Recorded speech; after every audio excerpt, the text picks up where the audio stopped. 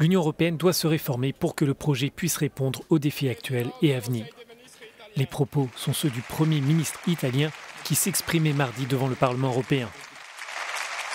Mario Draghi demande aux États membres d'envisager une refonte des traités pour permettre au projet commun de disposer des armes politiques afin de peser sur la scène internationale. Si cela nécessite l'ouverture d'une voie qui mène à une révision des traités, il faut l'embrasser avec courage et confiance. Le dirigeant transalpin cible en particulier le principe de l'unanimité. Les 27 doivent tous s'entendre, par exemple en matière de politique internationale, une règle qui retarde souvent la prise de décision au nom de l'Union. C'est justement ce processus qui ralentit la mise en place d'un 6e train de sanctions contre la Russie et ses exportations de pétrole. La Hongrie de Viktor Orban ne veut pas d'une sanction aussi radicale. Pour le Premier ministre italien, il faut voir plus loin.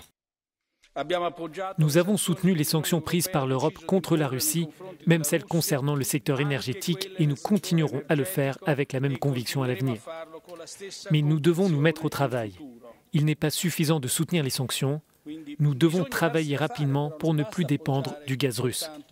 Nous agissons de la sorte et nous continuerons à le faire.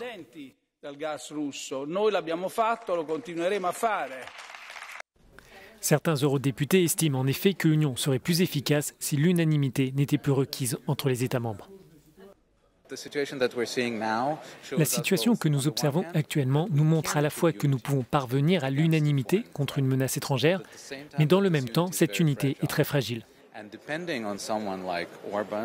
Et dépendre d'une personne comme Viktor Orban, qui est un allié de la Russie, qui n'est pas d'accord avec toutes les mesures et avec qui nous avons des problèmes, comme des problèmes démocratiques, cela met en effet l'Union européenne dans une situation très difficile et que nous pourrons surmonter seulement si nous nous débarrassons de la règle de l'unanimité.